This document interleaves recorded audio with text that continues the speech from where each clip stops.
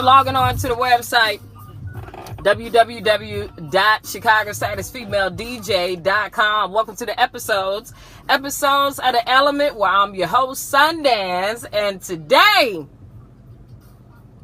I got somebody that is legendary, historic, iconic in Chicago.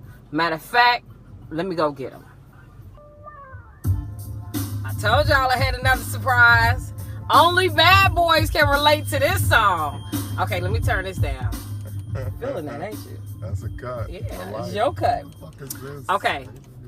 Thanks for logging on to the website, www.chicagostatusfemaledj.com. Welcome to the episodes from The Element with Sundance. And today, yes,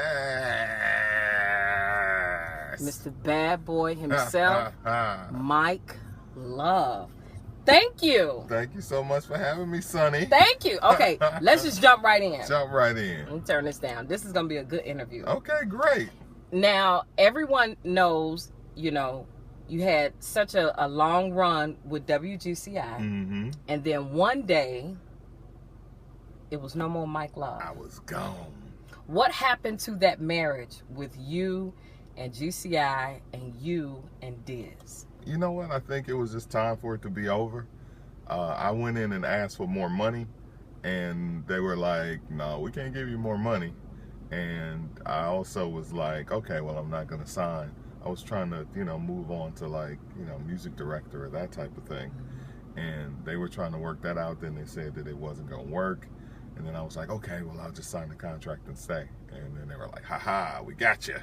So they were like, yeah, sure, we'll give you the contract. And then they were like, nope, no contract. You already said you was going to leave. We was just seeing what you was going to do. So really? Yeah, that's what happened. Did you regret that decision? No, I don't live with any regrets. I think it was, like I said, it was time for me to do something else with my life. So, but Mike, you were getting paid. Mm-hmm. You had the city on lock. Everybody knew you. Everybody loved you. Then you had a generation. You had like 4 generations of kids that grew up with you, and you watched them grow from grammar school, the birthday line, high school, the prom. You seen so many kids grow. And then at the end of the year, all those same people got blown out of GCI. So the Diz was gone by the end of the year, and Crazy Howard was gone, and they had started bringing in the new regime, the new management team. So I just left. I left in February, right before my birthday. And by the end of the year, most of the people from that Elroy Smith, the program director, his regime, were gone by then. So I kind of felt after all those people got let go that I was probably going to be a part of that anyway. I just decided to leave a little early.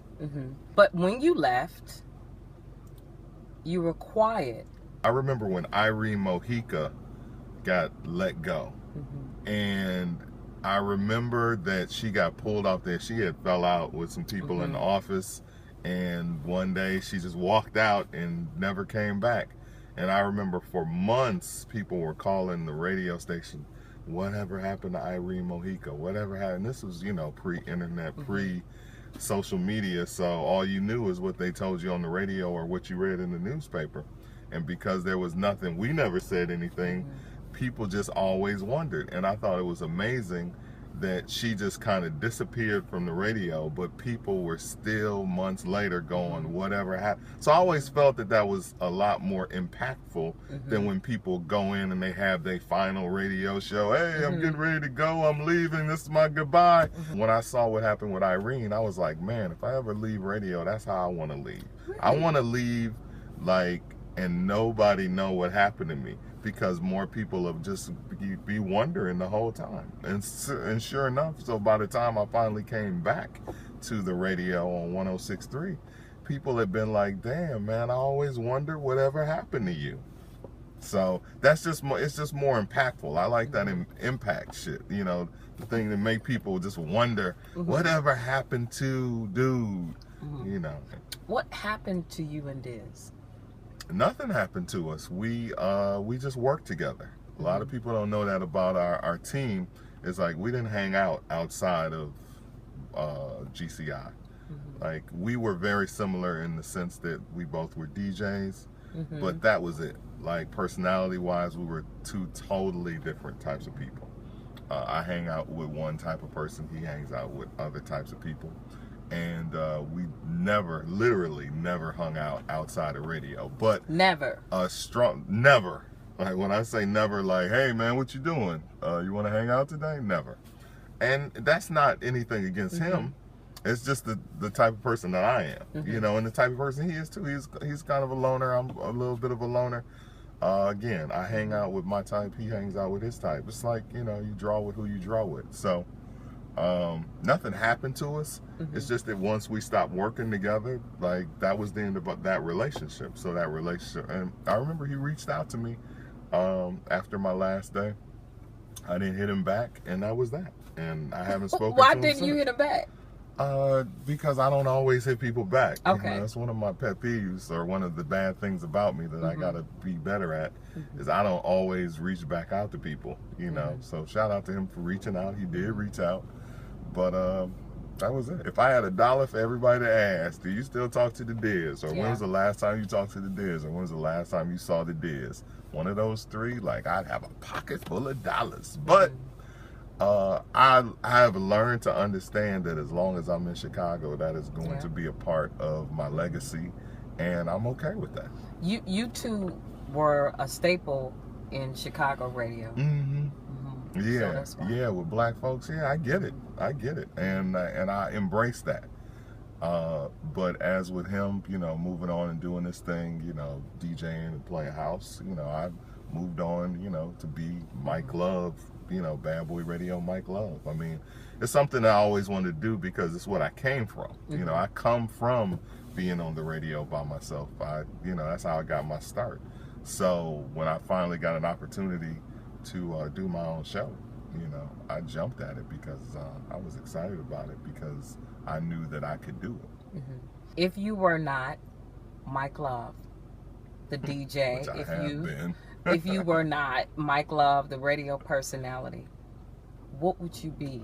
Who would you be? What would you be doing if you had a normal? Can I still use DJing? Can I still be if DJing? If you think that's what you would have been. Yeah, that's what God put me on this earth to do. It's DJing. And everything that I do, I got through DJing. So my job through GCI, or my job on the radio in Milwaukee, everything comes from DJing. Like, I started out doing new mixes and worked my way up from there. So in every step of the way, I've DJ'd as well. So I did mixes on the first radio station I started at.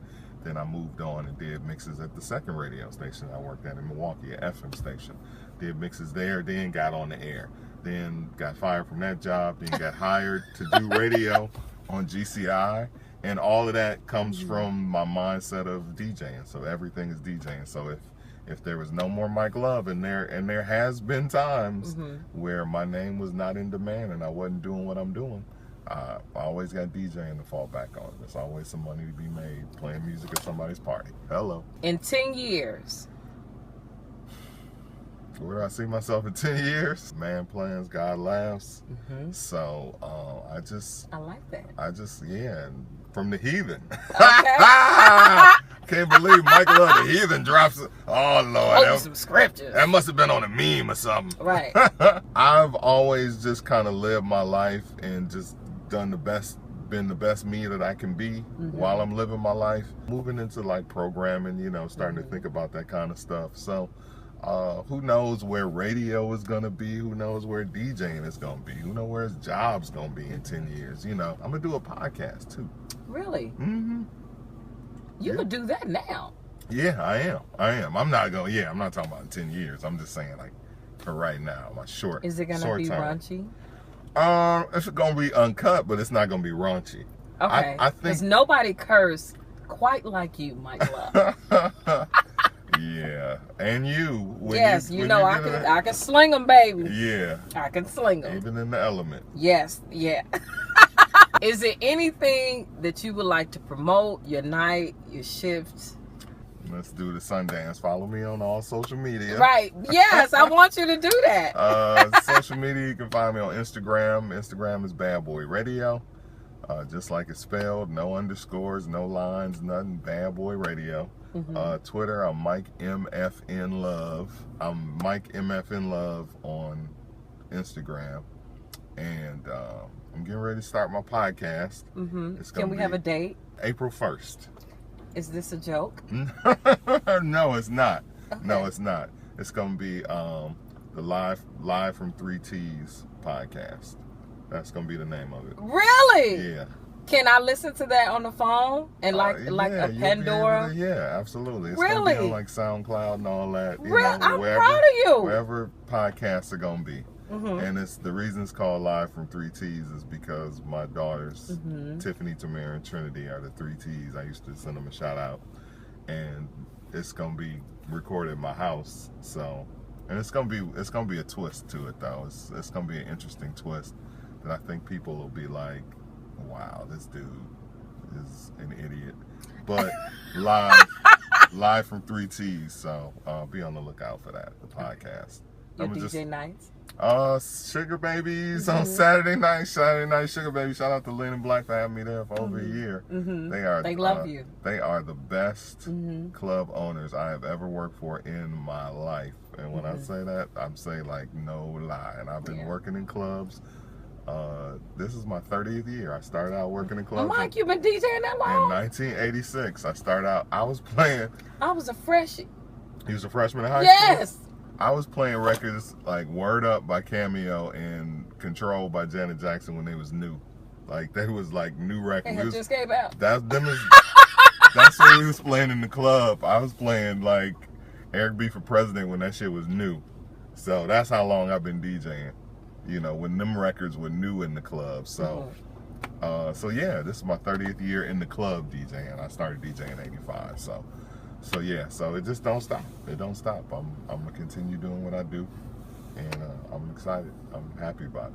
Well, thank you, Mike Love. Thank you, Sonny. Thanks you, Mike Love. Thank you for having me in the element. That's all right. Come on, baby. Come on. Mama got you. Thank you for logging on to the website, www.Chicago's Tightest Female DJ. Sundance hanging out with the iconic Mike Love. Mike, the gray hair look good on you. Yeah, thank you. Well, no cheat. Yes, Had it to do looks it. nice. Beating the bitches off me. Bye, Mike. Came in the door, I said it before. I never let the mic magnetize me no more, but it's biting me, fighting me, inviting me to rhyme. I can't hold it back. I'm looking for the line, taking off my coat, clearing my throat. The rhyme will be kicking in.